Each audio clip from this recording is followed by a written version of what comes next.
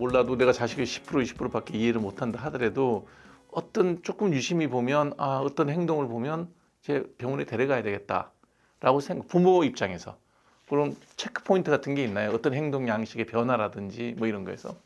되게 이제 어느 일정 기간에 고립되는 시간이 있긴 있는데 네. 딱 알아내기는 쉽지는 않죠. 제가 정신과 의사잖아요. 그런데 저희 아들도 우울증 약을 먹었거든요. 제가 봐서 막 우울해하는 거예요. "너 괜찮냐? 아빠 괜찮아, 괜찮아." 그래서 얘기 들어보고 약을 먹는 게 낫겠다 해 가지고 약을 먹었거든요. 제가 정신과 의사지만 저도 알 수 없어요. 걔는 어떤 이제 사건이 있었기 때문에 제가 주의 깊게 보고 나서 약을 먹자 이렇게 한 거지만 사건을 알 수가 없잖아요. 아이들의 생활 속에서 부모한테 얘기하지 않는 이상. 그러기 때문에 돌발 변수들이 너무 많아요. 제가 아이들이랑 이렇게 이제 떨어져 있으니까 술 같이 한번 마시고 그럴 때 항상 얘기해. "약속해. 스스로는 안 죽는 거야." 우리 아이들까지도 제가 못 믿는 상황이 돼서 "야, 절대 자기 손으로 죽는 거 아니야." 하고 그냥 주입식처럼 해요. 저는 시대가 그렇게 바뀌어서 부모님들이 아이들이랑 식사하거나 그럴 때가 있으면 그 얘기는 꼭 해 주는 게 나을 것 같아요. 지금 선생님 예, 말씀하신 그냥 식으로. 절대 아무리 힘든 게 있어도 절대 스스로 죽는 건 아니야. 그다음에 또 이런 얘기도 해요. "네가 가장 힘들어서 이 얘기를 하면은 부모님이 놀래 자빠질 거야." 할 때. 그래서 얘기 안 하잖아요. 그때 꼭 얘기해라.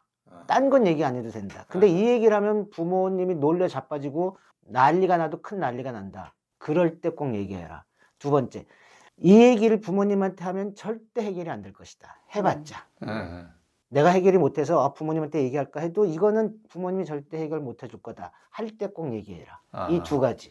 그냥 교육을 그냥 시키면 좋을 것 같아요. 생을 마감하는 친구들이나 그런 친구들이 막 문제가 많거나 그런 친구들이 아니에요. 그냥 멀쩡하게 잘 지내다가 그런 분들이 요새 너무너무 많아요. 그래서 제가 요새 느끼는 게 정신과가 바이탈 과다. 그러면서 이렇게 얘기해 주면 돼요. "너희들 때문에 마음 아프고 괴로운 게 부모 직업이다. 내가 이 얘기를 하면 부모님 괴로울 것이다." 그렇게 생각하지 말고 부모님은 자녀 때문에 아프고 괴롭고 온 몸을 다 던져서 힘들어하는 게 부모 직업이니까 그럴 때 꼭 얘기해라. 그게 효도다. 딴 때는 전화도 안 하고 아무 소용없지만 그때는 꼭 해라. 그게 가장 큰 효도다. 이렇게 주입식 교육을 시켜야지 돼요. 한 번씩. 우리가 각자가 이제 뭐 다 아들, 뭐 사위, 아버지, 뭐 저 같은 경우 할아버지 이런 역할을 다 해보는데 이런 역할이 어떤 그 사람한테 주는 부담이라는 게 있는 것 같아요. 당연하죠. 그것 때문에 병원에 오는 경우가 있나요? 그 감당하기 힘들어서? 사실은 병원에 오는 경우에 80%는 다 역할 부담이죠. 그 역할을 내가 잘 못해서 그 역할이 힘들어서 그 역할을 벗어나고 싶은데 벗어날 수가 없어서. 예를 들어서 시어머니랑 갈등이 막 심하다. 며느리를 안 하고 싶은 거예요. 그래서 시댁에 안 가고 싶어. 남편이 가만 안 놔뒀잖아요. 그러니까 며느리 역할 때문에 힘들어하는 거고. 다 자기 역할 때문에 힘들어하는 거거든요. 근데 며느리 역할을 와이프가 되게 싫어해. 그럼 아들이 가고 그냥 야 그럼 가지 마. 그럼 간단하잖아요. 쿨하시네요, 아주. 예, 저는 되게 그런 경험이 없어서 쿨하시네. 그래. 부인이 워낙 받쳐주니까. 그러면 되죠. 내가 며느리 때문에 너무 힘들다. 너무 힘들기 때문에 남편한테도 문제가 되고 애들한테도 문제가 되고 시부모 때문에 내가 이혼을 고민한다. 그러면 안 가야죠. 안 가는 게 답이잖아요. 안 가야 되는데 부모님도 그냥 쿨하게 그런가 보다 하면 되는데 이제 손가락질하고 아들한테 또 막 그럼 아들은 왜 지가 안 좋은 그러냐. 여자랑 살라고 뭐 할 수 없이 겪어야 되는 이제 얘기잖아요. 아내가 해야 될 역할을 남편이 또 다 뒤집어시니까. 내 엄마인데 어떡해. 그러니까 네. 이게 서로 역할 관계의 갈등이 사실 정신과 진료에 거의 제가 볼 때는 80%? 그는 뭐 약으로도 해결 안 될 거 아니에요. 그러니까 이제 그게 뿌리잖아요. 네. 근데 겉으로 드러나는 불면증, 우울감, 네. 무기력 이런 슬픔의 정조를 약으로는 좀 줄어들 수는 있지만 뿌리는 그대로 남아 있으니까. 그러니까. 근데 이런 부분은 상담이나 아니면은 어떤 중재나 이런 것들이 필요한데 그러려면 얼마나 많은 시간이 필요해요. 그러니까 정신과가 지금 그런 면에서의 정신과 진료 현장에서 제대로 못하니까 그래서 상담사 선생님들 상담 분야가 엄청나게 많이 생기더라고요. 생긴 게 그 역할들을 정신과 의사들이 할 수 없으니까 그분들은 상담만 하니까 충분히 들어주고 도와주고. 근데 거기서 해법을 제시를 하십니까? 어때요? 들어주고 저 같은 성격으로 만약 환자를 보면 그 당신이 잘못하는 거야. 남편이 그 엄마와 사이에 끼어가지고 네가 엄마 책임지고 와이프 그냥 딱 분리해버리면 끝나는 거예요. 그 왜 남자가 우유부단하게 그래? 뭐 이런 얘기 하세요?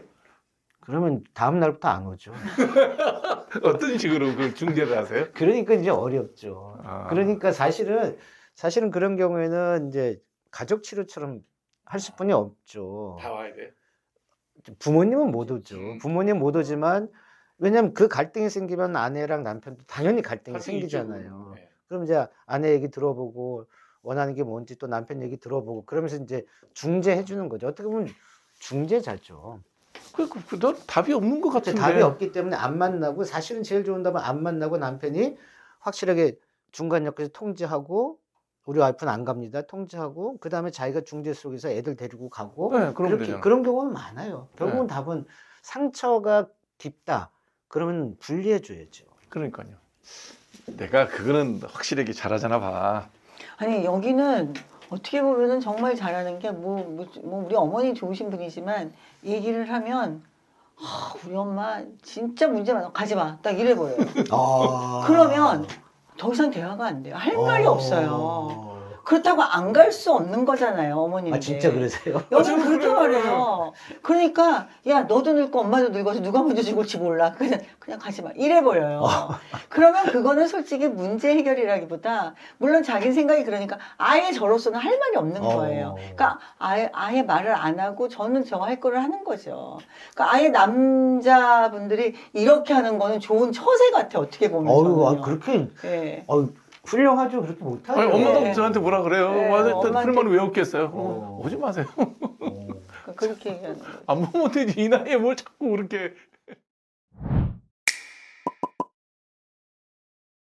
근데 그 다른 그 유튜브 영상에서 봤어요. 자녀 간의 갈등이 특히 이제 우리는 엄마가 교육에 많이 관여를 하니까 엄마랑 자녀 간의 갈등이 있을 때 애는 엄마한테 화를 내요.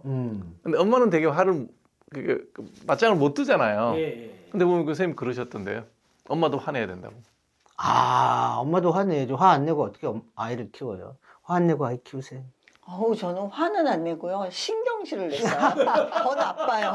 제일 나쁜 더 거. 나빠요. 제일 나쁜 거. 그러니까 예, 예. 화를 예, 탁 예, 내면 예. 오히려 깔끔하고 좋거든요. 속도 맞아요. 시원하고. 예, 그런데 예, 예. 화를 안 내면서 계속 신경질, 맞아요. 짜증, 그게- 계속 궁시렁, 이게 맞아요. 이게 변형된 화거든요. 이런 게 더 안 좋은 맞아요. 거예요. 그래서 제가 왜 엄마가 화를 내야 된다고 얘기하냐면은 지금 자녀 교육이 너무 심리학이 깊게 들어와서요. 화를 내면 아이의 정서에 문제가 된다. 이런 그 왜곡된 맞아요. 그런 게 대세가 돼서 제가 역설적으로 화를 내고 키워야지 아이가 오히려 더 강하고 감정적으로 더 솔직해진다. 오히려 아이의 정서가 더 살아나기 위해서 엄마가 화를 내야지. 화가 났는데 화 안 내고 우상아 어쩌고 저쩌고 하면 얘가 그걸 못 느낄까요? 느끼죠. 그리고 그 관계는 오래 가죠.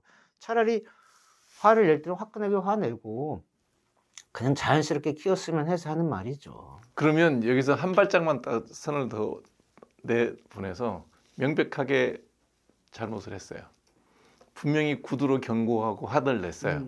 근데 같은 실수를 또 반복할 때 이 사랑의 매는 어떻게 생각하세요? 저 개인적인 의견을 물어보신다면 저는 사랑의 매는 필요하다고 생각해요. 저도 그렇게 생각해요. 예. 그래서 제가 이전에 엄마 심리 수업 관련된 책을 썼는데 그때 체벌에 관련해서 거의 10페이지 이상을 썼어요. 근데 그걸 쓸 때 좀 고민을 했어요. 이거 쓰면 안 되는데 체벌의 필요성, 체벌할 때 이렇게 해라 라고 이걸 집어넣을까 말까 했는데 오히려 역설적으로 이 시대에 필요한 것 같아요.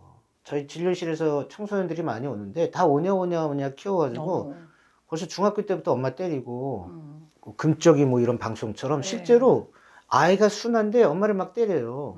순한데 이렇게 막 이상한 애가 아니라 그게 오냐 하면서 아이가 문제되는 행동을 조절을 못하고 말로만 하고 엄하게 못하고 그래서 그런 경우가 많거든요. 실제 지금 엄한 교육이 필요하죠. 그런데 말로 하고 안 되면은 사랑의 매를 써야 된다고 생각을 해요. 아이를 위해서. 경계가 있다는 거네요. 그 선을 넘어서는 아이의 행동에 그렇죠. 대해서는 예. 필요하면 체벌까지. 그럴 경우에 부모가 체벌한다라고 미리 아이랑 약속을 하는 거죠. 그래서 자기가 안 했으면 당연히 그걸 받는 거거든요. 그럼 아이는 그것을 당연하게 받아들이지 폭력으로 받아들이지 않으니까요. 미리 약속을 한 거니까. 뭐 주먹 때리는 것도 아니고 딱 매를 규격된 매를 들고 체벌의 핵심은 뭐냐? 그 방법의 핵심은 살과 살이 맞대지 않는 거예요. 부모의 살과 아이의 살이. 가운데 반드시 가운데 네 개, 뭐가 들어가 있어요. 네 개가 있어야 되는. 살은 사랑할 때만 서로 만지고 자녀 교육 때 사랑할 때만 만지고 체벌하거나 혼낼 때는 중간에 뭐가 들어가야지 살과 살이 맞부딪지 않는 거. 그걸 기본으로 하시면 뭐 괜찮아요. 참 왜냐면 표현이 너무 좋아요. 막 화가 나서 그냥 때리는 건 체벌, 반교육이라고 할 수 있지만 폭력일 수도 있거든요. 근데 화가 날 때 매를 들어야지 하는 순간에 화가 안정되고 중간에 뭐가 들어가니까 그동안에 안정되고 교육적으로 때릴 수가 있는 거니까 살과 살이 체벌할 때 부딪히지 않는 거 그걸 기본 원칙으로 하시면 될 것 같아요. 자, 그래도 가족들이 살다 보면 이제 화가 나면 이제 또 말을 막 하게 되죠. 그래도 가족끼리 절대로 하면 안 되는 한마디. 이 말은 하지 마라. 살려면. 아이들한테는 나가 죽어 이런 얘기. 그냥 별 의미 없이 하는 별 얘기인데. 의미 없이 하는 예. 얘기인데 요새는 또 애들이 안 그러거든요. 예. 나가 죽었어. 얼마나 옛날에는 그냥 너 나가 죽어 어디 뒤져라 막 이런 얘기 많이 했잖아요. 그냥 우리 때는 아무렇지 않게 그냥 했죠. 아무렇지 않게 예. 했잖아요. 예. 근데 지금은 그것이 제가 볼 때 자녀들한테나 가장 큰 그 상처가 될 수 있다. 그 속에 많은 게 들어가 있잖아요. 나가 죽어 그럴 때는 자기 존재 자체가 다 옛날에는 그게 그냥 가벼운 그냥 뭐 가이 자식아 하는 정도인데 예. 지금은 그게 안 그럴 수가 있어요. 세대 차이구나. 세대 차이가 나고 요새 아이들이 하도 심리적인 위기 있는 아이들이 많기 때문에 나가 죽어 속에는 자기 존재가 다 없어지는 것 같은 그리고 부모가 나를 마음속으로 나를 버렸다라는 느낌. 왜냐하면 그런 걸 수시로 쓰면 그런가 보다 그러는데 안 쓰다가 쓰면은 문제가 되잖아. 너무 화가 나거나 아이가 너무 못마땅할 때 그거는 정말 금지어 죽는다는 얘기, 죽어라 하는 얘기는 딱 머릿속에 장착을 해놔야 될 것 같아요. 부모 입장에서. 부모 입장에서. 예. 네. 제가 항상 이렇게 좋은 책을 갖고 오신 저자분들에게는 우리 구독자분들에게 책을 직접 선물합니다. 10분에게 여러분들이 선물을 할 테니까요.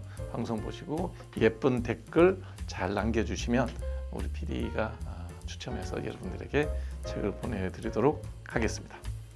저희 책 다 읽어보시고 댓글 좀 많이 남겨주세요. 저 같은 경우는 저도 책을 읽지만 댓글을 보면 제가 그냥 지나간 부분을 지적하시는 게 많으면 다시 찾아보고 그 감동을 저도 느끼고 공감하고 또 새롭게 아는 그런 재미가 있어요. 꼭 댓글 올려주세요.